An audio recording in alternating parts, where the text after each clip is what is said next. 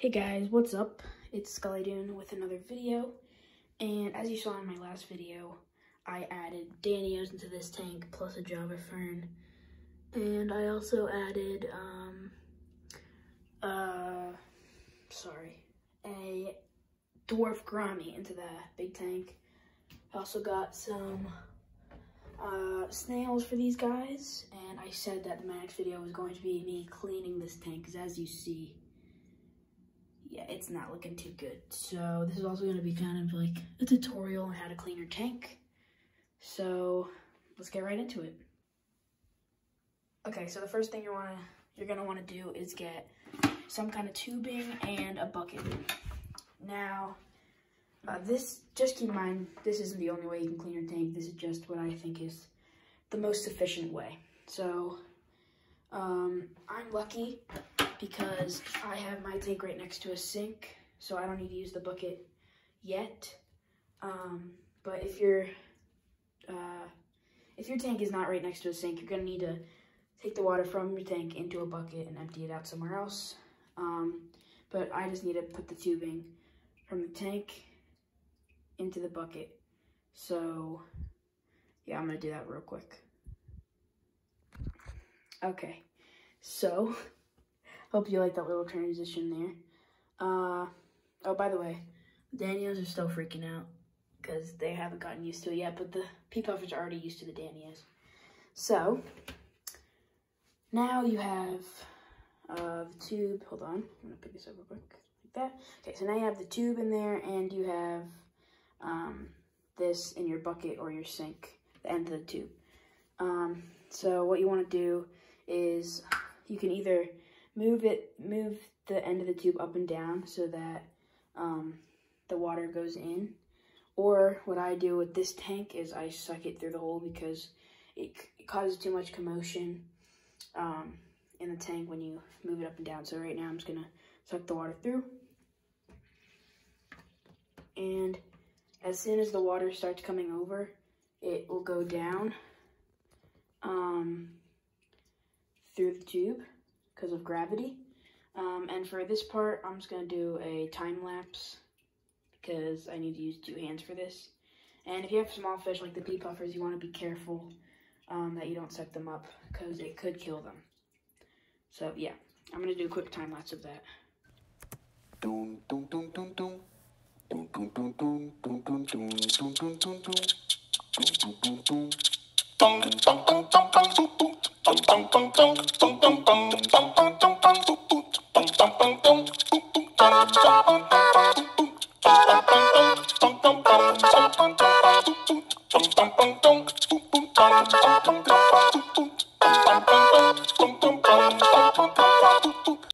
Okay guys, so I'm just gonna put this down for a second.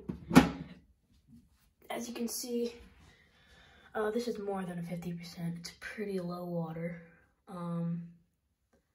But yeah, so just emptied all this out. Oh, there's a stink bug, apparently. I wanted to hop in. So anyway, now what you're gonna wanna do is, well, first off, when you saw me scraping off the plastic, the glass, I was just getting all this algae off. There's still a little bit left, but it's fine. So now what you're gonna want to do is, what I do with this, since this isn't very powerful, like that shell, for example, from a snail, I pick up the big stuff. There's some stuff back there. I pick up the big stuff that doesn't get picked up from this. And then I'm gonna do that real quick off camera, and then I'm gonna show you what I do for the second step. So now for your second step, after you empty however much water you want to do, you're going to take your bucket. If you've already emptied it, in my case I didn't have to, I had a sink, but you're gonna take your bucket, there's a gum wrapper in here, and you're going to, I use my shower, but you can use a hose or whatever is easiest. So yeah, you're gonna want to take your shower head, your hose or whatever, and you're gonna want to you're gonna want to put the water on, and you're gonna want to wait a little bit for it to warm up if you have heated tanks. This is heated tank. So I have like a little marker. Can't really see it, but I have a Sharpie on where I want it to be. So that I just wait for it to warm up a little bit, take a thermometer, check the temperature, and once the bucket's full, I just put it in here. So yeah, I'm gonna fill this bucket. I'll do a little time lapse probably, and then I'll fill the tank up with you guys.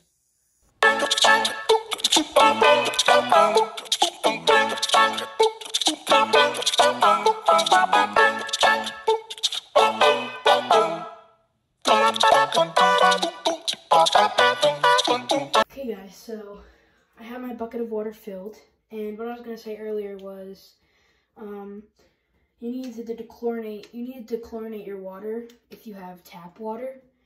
That basically means you need to get this stuff, usually comes in bottles. It just gets rid of all the chlorine and all the chemicals in tap water. It's safe for us, but it's not safe for fish. However, I have well water, so if you have well water, you don't need to dechlorinate your water. So I get to skip that step, but most people don't. So just keep that in mind. So, let's see. Alright, so the temperature is good. I'm going to put the thermometer back in right now. Then grab my bucket, pour in the water. So for the big tank, I get my dad to help me with this, because 10 gallons of water is pretty much 100 pounds. So yeah, I need help with that.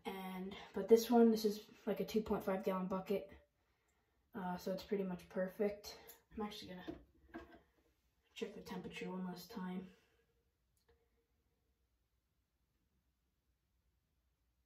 Yeah, it's fine. Just want to make sure that the temperatures don't fluctuate too much to stress out the fish. So what I do is I lift this up, put it on the corner of the tank, and be careful with this because some tanks, the water might be weaker, but this is plastic and I haven't had any problems with it yet. But still be careful. And then be careful when you dump the water in. If you don't want to mess up the sand or whatever, or plants that are in there, then you just want to slowly pour it in. And to help you do this, you can use a cup or something, or I use my hand to stop the flow from going too fast. So then right now what I'm going to do is just slowly pour it in at first.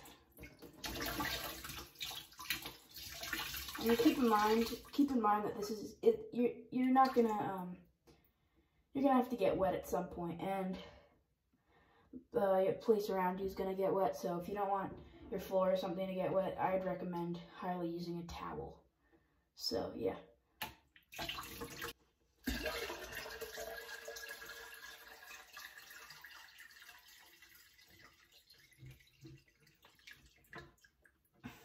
Okay.